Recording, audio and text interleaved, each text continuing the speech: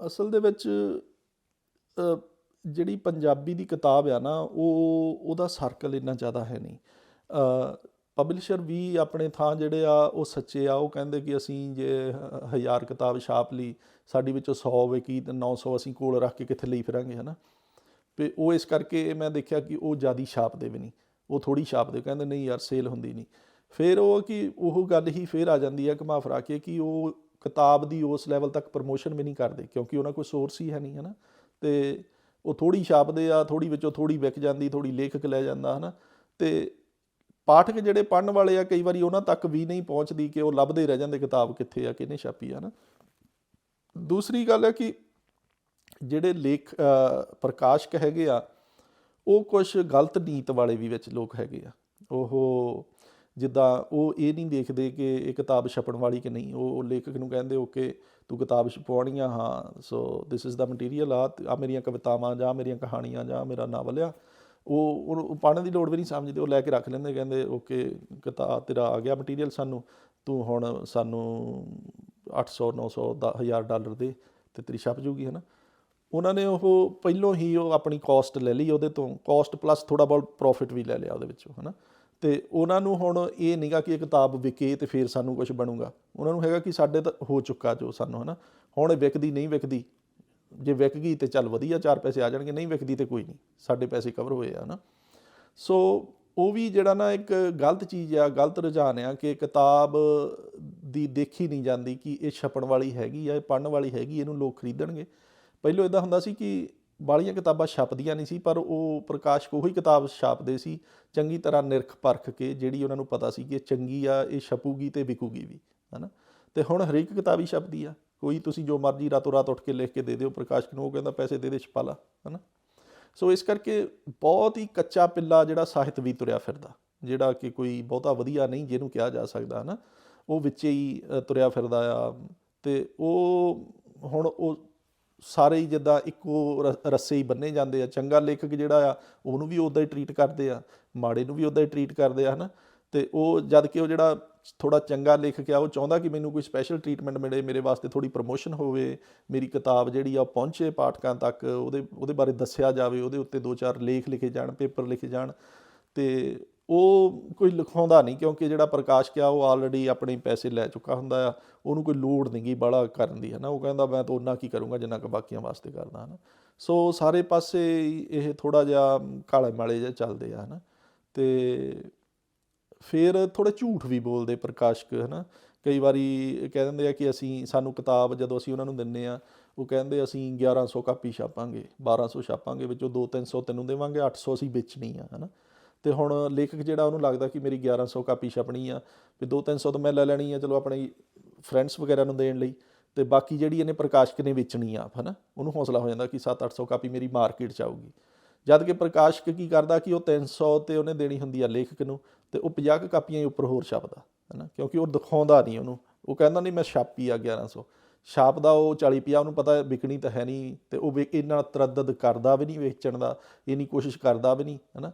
ਅਤੇ ਉਹ ਝੂਠ ਬੋਲ ਦਿੱਤਾ ਜਾਂਦਾ ਇੱਕ ਤਰ੍ਹਾਂ ਨਾ। ਅਤੇ ਉਹ ਮੁੜ ਕੇ ਕਿਤਾਬ ਪਹੁੰਚਣੀ ਕਿੱਥੇ ਆ, ਉਹ 40-50 ਕਾਪੀਆਂ ਕੋਲ ਹੀ ਰੱਖਦਾ ਪ੍ਰਕਾਸ਼ਕ। ਜੇ ਉਹਦੀ ਆਪਣੀ ਦੁਕਾਨ ਹੁੰਦੀ ਉੱਥੇ ਰੱਖ ਲੈਂਦਾ ਉਹ, ਅਤੇ ਉਹ ਵੀ ਉਹਨੂੰ ਦਿਖਾਉਣ ਲਈ ਕਿ ਕਿਤੇ ਤੁਰਿਆ ਫਿਰਦਾ ਲੇਖਕ ਮੇਰੀ ਦੁਕਾਨ 'ਚ ਆ ਗਿਆ, ਤੈਨੂੰ ਕਹੂੰਗਾ ਆਹ ਤੇਰੀਆਂ ਕਾਪੀਆਂ ਹੈਗੀਆਂ ਮੇਰੇ ਰੱਖੀਆਂ ਆ, ਹੈ ਨਾ। ਅਤੇ ਅਦਰਵਾਈਜ਼ ਉਹ ਹੋਰ ਕਿਤੇ ਡਿਸਟਰੀਬਿਊਟ ਨਹੀਂ ਕਰਦਾ ਕਿ ਦੂਸਰੇ ਸ਼ਹਿਰਾਂ ਦੇ ਵਿੱਚ, ਦੂਸਰੇ ਦੁਕਾਨਾਂ ਦੇ ਵਿੱਚ ਉਹ ਚੀਜ਼ ਪਹੁੰਚਾਵੇ। ਤੋ ਇਹ ਕਾਫੀ ਕੁਛ ਹੈਗਾ ਜਿਹੜਾ ਲਕੂ ਰਹਿ ਜਾਂਦਾ, ਜਿਹਦੇ ਤੋਂ ਫਿਰ ਲੇਖਕ ਤੰਗ ਆ ਜਾਂਦੇ ਆ ਜਾਂ ਖਿੱਝਦੇ ਆ ਕਿ ਮੇਰੀ ਕਿਤਾਬ ਜਿਹੜੀ ਆ ਉਹ ਐਨਫ ਕੁਆਂਟਿਟੀ ਦੇ ਵਿੱਚ ਛਾਪੀ ਨਹੀਂ ਗਈ, ਮੈਨੂੰ ਝੂਠ ਬੋਲ ਦਿੱਤਾ ਗਿਆ, ਹੈ ਨਾ। ਅਤੇ ਪ੍ਰਕਾਸ਼ਕ ਆਪਣੀਆਂ ਪ੍ਰੋਬਲਮਾਂ ਦੱਸਦੇ ਆ, ਉਹ ਕਹਿੰਦੇ ਨਹੀਂ ਜ਼ਿਆਦੀਆਂ ਛਾਪ ਲਈਏ ਸਾਡੀਆਂ ਨਹੀਂ ਵਿਕਦੀਆਂ, ਸਾਡੇ ਪੈਸੇ ਸਟੱਕ ਹੋ ਜਾਂਦੇ ਆ। ਸੋ ਕਈ ਕੁਛ ਹੀ ਆ ਜਿਹੜਾ ਇੰਟਰਸਟ ਕਲੈਸ਼ ਕਰਦੇ ਰਹਿੰਦੇ ਆ ਇਹਨਾਂ ਦੇ ਆਪੋ ਵਿੱਚ, ਹੈ ਨਾ। ਤੋ ਇੱਦਾਂ ਨਹੀਂ ਗੀ ਕਿ ਜਿੱਦਾਂ ਹੁਣ ਜਿਹੜੀਆਂ ਇੰਗਲਿਸ਼ ਦੀਆਂ ਵੱਡੀਆਂ ਕਿਤਾਬਾਂ ਆ ਵੀ ਉਹ ਲੱਖਾਂ ਦੀ ਗਿਣਤੀ 'ਚ ਛਪਦੀਆਂ, ਹੈ ਨਾ, ਅਤੇ ਉਹ ਪੜ੍ਹਦੇ ਵੀ ਆ ਪਾਠਕ ਜਿਹੜੇ, ਕਿਉਂਕਿ ਉੱਥੇ ਸਾਰੇ ਹੀ ਸੁਹਿਰਦ ਆ, ਸਾਰੇ ਹੀ ਜਿਹੜੇ ਓਨੈਸਟ ਹੁੰਦੇ, ਲੇਖਕ ਵੀ ਓਨੈਸਟ ਆ, ਪ੍ਰਕਾਸ਼ਕ ਵੀ ਓਨੈਸਟ ਆ। ਇੱਥੇ ਜਿਹੜਾ ਆ ਮੈਂ ਦੇਖਿਆ ਸਾਰੇ ਆਪਣਾ ਫਾਇਦਾ ਹੀ ਦੇਖਦੇ ਆ, ਕੋਈ ਓਨੈਸਟੀ ਨਾਲ ਚੱਲਦਾ ਨਹੀਂ, ਕਹਿੰਦੇ ਕੁਛ ਆ ਕਰਦੇ ਕੁਛ ਆ। ਇਸੇ ਕਰਕੇ ਸ਼ਾਇਦ ਜਿਹੜੀ ਪੰਜਾਬੀ ਕਿਤਾਬਾਂ ਦੀ ਕਾਫੀ ਬੇਕਦਰੀ ਜਿਹੀ ਹੁੰਦੀ ਆ। ਲੇਖਕ ਕੋਲ ਜਿਹੜੀਆਂ 200-300 ਹੁੰਦੀਆਂ ਉਹ ਤਾਂ ਵਿਚਾਰਾ ਫ੍ਰੀ ਵੰਡ ਦਿੰਦਾ ਵੀ ਚਲੋ ਲੈ ਜਾਓ, ਕੋਈ ਕਿਸੇ ਨੇ ਲਿਜਾਣੀ ਆ। ਉਹੀ ਕਿਤਾਬਾਂ ਤੁਰੀਆਂ ਫਿਰਦੀਆਂ ਰਹਿੰਦੀਆਂ ਆ ਲੇਖਕ ਵਾਲੀਆਂ ਹੀ, ਅਤੇ ਪ੍ਰਕਾਸ਼ਕ ਕੋਲ ਜਿਹੜੀਆਂ 40-50 ਹੁੰਦੀਆਂ ਉਹਨਾਂ 'ਚੋਂ ਪਤਾ ਨਹੀਂ ਉਹ ਵੇਚਦਾ ਜਾਂ ਕੋਲ ਹੀ ਰੱਖੀ ਰੱਖਦਾ। ਸੋ ਇੱਦਾਂ ਦਾ ਹੀ ਹਾਲ ਜਿਹਾ ਦੇਖਿਆ ਅਸੀਂ, ਅਤੇ ਜਿੰਨਾ ਕੁ ਮੇਰਾ ਐਕਸਪੀਰੀਅੰਸ ਆ। ਮੇਰੇ ਮੇਰੇ ਪਹਿਲੇ 3 ਕਿਤਾਬਾਂ ਦੇ 3 ਵੱਖੋ ਵੱਖਰੇ ਪਬਲਿਸ਼ਰ ਸੀਗੇ। ਮੈਂ ਹਰ ਵਾਰ ਟਰਾਈ ਕੀਤੇ ਆ ਵੱਖੋ ਵੱਖਰੇ।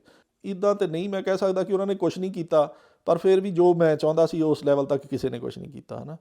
ਕਿਉਂਕਿ ਲੇਖਕ ਤਾਂ ਇਹ ਚਾਹੁੰਦਾ ਕਿ ਮੇਰੇ ਬਾਰੇ ਥੋੜ੍ਹਾ ਜਿਹਾ ਲੋਕਾਂ ਨੂੰ ਦੱਸਿਆ ਜਾਵੇ, ਥੋੜ੍ਹਾ ਕਿਤਾਬ ਸਾਹਮਣੇ ਰੱਖੀ ਜਾਵੇ, ਹੈ ਨਾ।